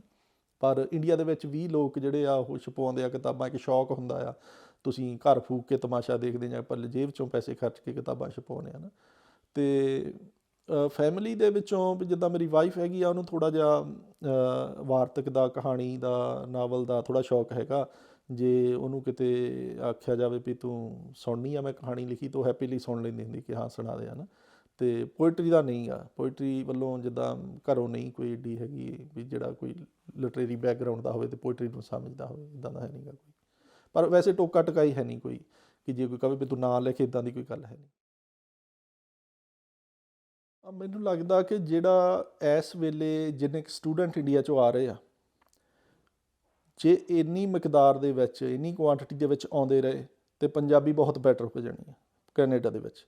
ਕਿਉਂਕਿ ਇੱਕ ਜਿਹੜਾ ਸਬੰਧ ਬਣਿਆ ਰਹਿੰਦਾ ਨਾ, ਹੁਣ ਸਾਡੀ ਅਗਲੀ ਜਨਰੇਸ਼ਨ ਨੂੰ ਕੈਨੇਡਾ ਆ ਕੇ ਸਾਡੇ ਵਿੱਚੋਂ ਓਨੇ ਲੋਕ ਨਹੀਂ ਜੋੜ ਪਾਉਂਦੇ ਪੰਜਾਬੀ ਨਾਲ, ਹੈ ਨਾ। ਜਿੱਦਾਂ ਹੋ ਸਕਦਾ ਆ 100 ਦੇ ਵਿੱਚੋਂ 20 ਕੁ ਪੇਰੈਂਟਸ ਤਾਂ ਆਪਣੇ ਬੱਚਿਆਂ ਨੂੰ ਪੰਜਾਬੀ ਸਿਖਾ ਦੇਣ, ਪਰ 80 ਜਿਹੜੇ ਆ 80% ਜਿਹੜੇ ਆ ਉਹ ਬੱਚੇ ਥੋੜ੍ਹੀ ਬਹੁਤ ਬੋਲਣੀ ਸਿੱਖਦੇ, ਲਿਖਣੀ ਪੜ੍ਹਨੀ ਨਹੀਂ ਸਿੱਖਦੇ, ਹੈ ਨਾ। ਬੋਲਣੀ ਤਾਂ ਘਰ ਦੇ ਵਿੱਚੋਂ ਸਿੱਖ ਜਾਂਦੇ ਆ। ਸੋ ਉਹ ਥੋੜ੍ਹੀ ਜਨਰੇਸ਼ਨ ਟੁੱਟਦੀ ਜਾਂਦੀ ਪੰਜਾਬੀ ਨਾਲੋਂ। ਜਿੱਦਾਂ ਮੇਰੇ ਬੱਚੇ ਜਿਹੜੇ ਆ ਉਹ ਪੰਜਾਬੀ ਬੋਲਦੇ ਆ, ਲਿਖਦੇ ਨਹੀਂ। ਚਲੋ ਮੈਂ ਥੋੜ੍ਹੀ ਬਾਹਲੀ ਕਿਸੇ ਨੂੰ ਪੜ੍ਹਨੀ ਵੀ ਸਿਖਾਤੀ, ਪਰ ਲਿਖਣੀ ਫਿਰ ਵੀ ਨਹੀਂ ਉਹਨਾਂ ਨੂੰ ਆਉਂਦੀ। ਉਹਨਾਂ ਦੇ ਗਾਂ ਬੱਚੇ ਜਿਹੜੇ, ਉਹਨਾਂ ਦਾ ਮੈਨੂੰ ਪਤਾ ਨਹੀਂ, ਅਤੇ ਔਰ ਮੈਨੂੰ ਪਤਾ ਉਹਨਾਂ ਨੇ ਵੀ ਉਸ ਲੈਵਲ ਤੱਕ ਕੋਸ਼ਿਸ਼ ਨਹੀਂ ਕਰਨੀ ਜਿੰਨੀ ਮੈਂ ਕੀਤੀ ਹੈ ਨਾ। ਔਰ ਫਿਰ ਇਹ ਇੱਕ ਤਰੀਕਾ ਹੁੰਦਾ ਕਿ ਅਗਲੀ ਤੋਂ ਅਗਲੀ ਜਨਰੇਸ਼ਨ ਟੁੱਟਦੀ ਜਾਂਦੀ ਹੈ ਨਾ। ਸੋ ਜੇ ਜਿਹੜੀ ਇਹ ਡਾਇਸਪੋਰਾ ਜਾਂ ਜੋ ਆਪਣੇ ਇਮੀਗ੍ਰੇਸ਼ਨ ਹੋ ਰਹੀ ਹੈ ਇੱਥੇ, ਜੇ ਉਹ ਰੁਕ ਜਾਵੇ ਇੱਕਦਮ, ਫਿਰ ਹੌਲੀ ਪੰਜਾਬੀ ਇੱਕ ਦਿਨ ਖਤਮ ਹੋਣ 'ਤੇ ਚੱਲ ਜਾਣੀ ਕੈਨੇਡਾ 'ਚ। ਪਰ ਜੇ ਉਹ ਆਈ ਗਏ, ਉਹ ਇੱਕ ਤਰ੍ਹਾਂ ਸਾਨੂੰ ਜਿੱਦਾਂ ਇੱਕ ਬੂਟੇ ਨੂੰ ਪਾਣੀ ਪੈਂਦਾ ਹੁੰਦਾ ਨਾ, ਉਹ ਪਾਣੀ ਪੈ ਰਿਹਾ, ਉਹ ਜਿਹੜਾ ਉਹ ਪੰਜਾਬੀ ਆ ਕੇ ਬੋਲਦੇ ਵੀ, ਇਹਨੂੰ ਜੀਂਦੀ ਵੀ ਰੱਖਦੇ ਆ। ਔਰ ਮੇਰਾ ਖਿਆਲ ਇੱਥੇ ਦੀਆਂ ਜੋਬਾਂ ਵਾਸਤੇ ਵੀ ਜਿੱਦਾਂ ਰਿਕੁਆਇਰਡ ਹੋਈ ਜਾਂਦੀ ਆ ਕਿ ਜਿੰਨੇ ਜ਼ਿਆਦਾ ਆਈ ਜਾਂਦੇ ਉਹਨਾਂ ਸਾਨੂੰ ਪੰਜਾਬੀ ਜਿਹੜੀ ਆ ਜ਼ਰੂਰੀ ਹੈ ਨਾ। ਮੈਨੂੰ ਲੱਗਦਾ ਹੁੰਦਾ ਕਿ ਜੇ ਸਟੂਡੈਂਟ ਇੱਦਾਂ ਹੀ ਆਉਂਦੇ ਰਹੇ ਤਾਂ ਪੰਜਾਬੀ ਦਾ ਫਿਊਚਰ ਕੈਨੇਡਾ ਦੇ ਵਿੱਚ ਕਾਫੀ ਬੈਟਰ ਹੋਊਗਾ, ਇਹਦੇ ਨਾਲੋਂ ਬੈਟਰ ਹੋਊਗਾ। ਪਲੱਸ ਜਿੱਦਾਂ ਜਿਹੜੇ ਹੋਰ ਲੇਖਕ ਭਾਈਚਾਰਾ ਹੈ ਸਾਡੇ ਵਰਗੇ, ਉਹ ਤਾਂ ਆਪਣੀ ਕੋਸ਼ਿਸ਼ ਕਰਦੇ ਹੀ ਆ ਜਿੰਨਾ ਵੀ, ਹੈ ਨਾ। ਪਰ ਫਿਰ ਵੀ ਜਿਹੜੇ ਨਵੀਂ ਜਨਰੇਸ਼ਨ ਆ ਉਹਨਾਂ ਦੇ ਵਿੱਚ ਜਿਹੜੇ ਬੱਚੇ ਆ ਰਹੇ ਆ ਪੰਜਾਬੀ ਬੋਲਣ ਵਾਲੇ, ਕਿਉਂਕਿ ਉਹਨਾਂ ਨੇ ਇੱਥੇ ਆ ਕੇ ਇੱਥੇ ਪੂਰੀ ਉਮਰ ਰਹਿਣਾ ਹੁਣ, ਹੈ ਨਾ। ਜੇ ਉਹ 20 ਸਾਲਾਂ ਦੇ ਆਏ ਤਾਂ ਘੱਟੋ ਘੱਟ 50-60 ਸਾਲ ਤੋਂ 70 ਸਾਲ ਹੋਰ ਇੱਥੇ ਰਹਿਣਗੇ, ਹੈ ਨਾ। ਔਰ ਉਹਨਾਂ ਦੇ ਪੰਜਾਬੀ ਜਿਹੜੀ ਉਹਨਾਂ ਨੇ ਆਪਣੀ ਟੀਨਏਜ ਦੇ ਵਿੱਚ ਸਿੱਖੀ ਹੋਈ ਆ, ਆਪਣੀ ਉਹਨਾਂ ਦੀ ਮਾਂ ਬੋਲੀ ਆ, ਉਹ ਇਹਨੂੰ ਭੁੱਲਣਾ ਨਹੀਂ ਉਹਨਾਂ ਨੇ, ਹੈ ਨਾ। ਉਹ ਸਾਡੀ ਧਰੋਹਰ ਆ, ਉਹ ਸਾਡੀ ਲੱਗਦਾ ਕਿ ਪੰਜਾਬੀ ਦੇ ਵੱਡੇ ਸਾਂਭਣ ਵਾਲੇ ਉਹ ਬਣਨਗੇ, ਹੈ ਨਾ। ਬਾਕੀ ਇੱਥੇ ਦੇ ਬੱਚੇ ਤੁਹਾਡੇ ਵਰਗੇ ਜਿਹੜੇ ਇੱਥੇ ਆਪਣੇ ਚਾਅ ਨਾਲ ਪੇਰੈਂਟਸ ਦੀ ਹੱਲਾਸ਼ੇਰੀ ਨਾਲ ਜਿਹੜੇ ਸਿੱਖਦੇ ਆ, ਉਹ ਵੀ ਉਹਨਾਂ ਦੇ ਨਾਲ ਰਲਣਗੇ, ਹੈ ਨਾ। ਅਤੇ ਬਾਕੀ ਲੇਖਕਾਂ ਦਾ ਜਾਂ ਹੋਰ ਭਾਈਚਾਰੇ ਦਾ ਵੀ ਸਹਿਯੋਗ ਹੋਊਗਾ, ਅਤੇ ਮੈਨੂੰ ਲੱਗਦਾ ਕਿ ਪੰਜਾਬੀ ਦਾ ਫਿਊਚਰ ਵਧੀਆ ਹੀ ਹੋਊਗਾ। ਪਰ ਇਹਦੇ ਵਾਸਤੇ ਇਹਦੇ ਪਿੱਛੇ ਇੱਕ ਇਹ ਜ਼ਰੂਰੀ ਆ ਕਿ ਪੰਜਾਬ ਦੇ ਵਿੱਚੋਂ ਹੀ ਨਾ ਪੰਜਾਬੀ ਮਰ ਜਾਵੇ। ਜੇ ਪੰਜਾਬ ਦੇ ਵਿੱਚੋਂ ਹੀ ਪੰਜਾਬੀ ਮਰ ਗਈ, ਜਿਹੜੇ ਉੱਥੋਂ ਹੀ ਆਉਣ ਵਾਲੀ ਜਨਰੇਸ਼ਨ ਆ ਉਹਨਾਂ ਨੂੰ ਆਪ ਨੂੰ ਹੀ ਨਹੀਂ ਆਉਂਦੀ, ਫਿਰ ਮੁਸ਼ਕਿਲ ਹੋਊਗਾ ਸਾਨੂੰ, ਹੈ ਨਾ। ਬਾਕੀ ਇੱਥੇ ਅਸੀਂ ਜਿੰਨੀ ਵੀ ਕੋਸ਼ਿਸ਼ ਕਰਦੇ ਹਾਂ, ਇੱਥੇ ਮੇਰਾ ਖਿਆਲ ਜਿਹੜੀ ਕੋਸ਼ਿਸ਼ ਆ ਉਹ ਪੰਜਾਬ ਨਾਲੋਂ ਜ਼ਿਆਦਾ ਹੀ ਹੁੰਦੀ ਆ ਪੰਜਾਬੀ ਵਾਸਤੇ ਲਿਖਣ ਦੀ ਜਾਂ ਜ਼ੋਰ ਲਾਉਂਦੇ ਜਿਹੜੇ ਆਪਾਂ ਇੱਥੇ, ਹੈ ਨਾ। ਅਤੇ ਕਿਉਂਕਿ ਇੱਥੇ ਅਸੀਂ ਪੰਜਾਬੀ ਬੋਲਣ ਲੱਗੇ ਸੰਗਦੇ ਨਹੀਂ, ਇੱਥੇ ਅਸੀਂ ਪੰਜਾਬੀ ਬੋਲਣ ਨੂੰ ਕੋਈ ਮਾੜਾ ਨਹੀਂ ਸਮਝਦੇ। ਜਿਹੜਾ ਕਿ ਪੰਜਾਬ ਦੇ ਵਿੱਚ ਇਹ ਕੁਛ ਇਹੋ ਜਿਹਾ ਰੁਝਾਨ ਆ ਰਿਹਾ ਕਿ ਉੱਥੇ ਪੰਜਾਬੀ ਬੋਲਣ ਨੂੰ ਇੱਕ ਨੀਵੇਂ ਦਰਜੇ ਦਾ ਬੰਦਾ, ਕੁਛ ਸ਼ਹਿਰੀ ਸਮਝਿਆ ਜਾਂਦਾ ਨਾ, ਇਹ ਤੋਂ ਡਰ ਜ਼ਿਆਦਾ ਲੱਗਦਾ। ਯਾਨੀ ਪੰਜਾਬ ਦੇ ਵਿੱਚ ਪੰਜਾਬੀ ਨੂੰ ਖਤਰਾ ਜ਼ਿਆਦਾ ਮੈਨੂੰ ਲੱਗਦਾ, ਸਾਡੇ ਘੱਟ ਆ। ਹਾਂਜੀ, ਸਾਡੇ ਮੈਨੂੰ ਲੱਗਦਾ ਇਹਦਾ ਫਿਊਚਰ ਚੰਗਾ ਹੀ ਹੋਊਗਾ। ਜੇ ਸਟੂਡੈਂਟ ਆਈ ਗਿਆ ਫਿਰ ਤਾਂ ਡੈਫੀਨੇਟਲੀ ਚੰਗਾ ਹੀ ਹੋਊ। ਸਾਡੇ ਪੰਜਾਬੀ ਜਿਹੜੇ ਕਿਤਾਬਾਂ ਨਾਲ ਨਹੀਂ ਜੁੜ ਰਹੇ, ਹੈ ਨਾ, ਉਹਦੇ ਵਾਸਤੇ ਕੰਮ ਕਰਨ ਦੀ ਲੋੜ ਜ਼ਿਆਦਾ ਆ ਕਿ ਲੇਖਕਾਂ ਨੂੰ ਇੱਥੇ ਜਿਹੜੇ ਪੰਜਾਬੀ ਇੱਥੇ ਸਾਡੇ ਜਿਹੜੇ ਲੇਖਕ ਛਪ ਰਹੇ ਆ ਨਾ, ਕਿਤਾਬਾਂ ਛਪਵਾ ਰਹੇ ਆ, ਉਹ ਜਦੋਂ ਇੰਡੀਆ ਵਗੈਰਾ 'ਚੋਂ ਕਿਤਾਬਾਂ ਮੰਗਵਾਉਂਦੇ ਆ ਨਾ, ਜਿੱਦਾਂ ਸਪੋਜ਼ ਕਰੋ ਮੈਂ ਛਪਵਾਈ ਆ, ਜਿੰਨੀ ਮੇਰੀ ਛਪਾਈ 'ਤੇ ਪੈਸੇ ਲੱਗੇ ਆ ਉਦੋਂ ਜ਼ਿਆਦਾ ਮੈਨੂੰ ਮੰਗਵਾਉਣ ਦੇ ਉੱਤੇ ਖਰਚੇ ਕਰਨੇ ਪੈਂਦੇ, ਹੈ ਨਾ। ਉਹ ਬਹੁਤ ਇੱਕ ਮਹਿੰਗਾ ਸੌਦਾ ਆ, ਜਿਹਦੇ ਵਾਸਤੇ ਨਾ ਕੋਈ ਗੌਰਮੈਂਟ ਹੈਲਪ ਕਰਦੀ ਆ, ਨਾ ਕੋਈ ਹੋਰ। ਉਹ ਸਿਰਫ ਇੱਦਾਂ ਕਿ ਛਪਾਉਣ ਨੂੰ ਤਾਂ ਕਹਿਣਾ $400-500 'ਚ ਛਪ ਜੂ, ਪਰ ਅੱਜ ਕੱਲ੍ਹ ਜਿਹੜਾ ਇੱਥੇ ਮੰਗਵਾਉਣ ਦਾ ਜਿਹੜਾ ਖਰਚਾ ਹੈ ਨਾ, ਉਹ ਬਹੁਤ ਜ਼ਿਆਦਾ ਆ। ਔਰ ਇੱਥੇ ਮੇਰੀ 1-2 ਬਿਜ਼ਨਸਮੈਨਾਂ ਨਾਲ ਵੀ ਇਹਨਾਂ ਬਾਰੇ ਗੱਲ ਹੋਈ ਸੀ, ਅਸੀਂ ਪੰਜਾਬੀ ਵਾਸਤੇ ਕੁਛ ਕਰਨਾ ਚਾਹੁੰਦੇ। ਮੈਂ ਕਿਹਾ ਤੁਸੀਂ ਇੰਨਾ ਕੀ ਕਰਦੇ ਹੋ ਕਿ ਐਟਲੀਸਟ ਕੋਈ ਇਹੋ ਜਿਹਾ ਚੀਜ਼ ਪੈਦਾ ਕਰਦੇ ਹੋ ਜਿਹਦੇ ਨਾਲ ਘੱਟੋ ਘੱਟ ਜਿਹੜੀ ਲਿਟਰੇਰੀ ਚੀਜ਼ਾਂ ਆ ਇੰਡੀਆ 'ਚੋਂ ਆਉਣੀਆਂ ਸੌਖੀਆਂ ਹੋ ਜਾਣ, ਇੱਥੇ ਛਪ ਕੇ ਲਿਟਰੇਚਰ ਆਵੇ ਤਾਂ ਸਹੀ ਇੱਥੇ, ਹੈ ਨਾ। ਅਤੇ ਤਾਂ ਹੀ ਇੱਥੇ ਜੇ ਇੱਥੇ ਜ਼ਿਆਦੀਆਂ ਕਿਤਾਬਾਂ ਆਉਣਗੀਆਂ ਤਾਂ ਅਸੀਂ ਜ਼ਿਆਦੀਆਂ ਪ੍ਰੋਵਾਈਡ ਕਰਾ ਸਕਾਂਗੇ, ਹੈ ਨਾ। ਅਤੇ ਇਹ ਇੱਕ ਬਹੁਤ ਵੱਡਾ ਜਿਹੜਾ ਸਾਡੇ ਇੱਕ ਤਰ੍ਹਾਂ ਦਾ ਰੁਕਾਵਟ ਹੈਗੀ ਆ।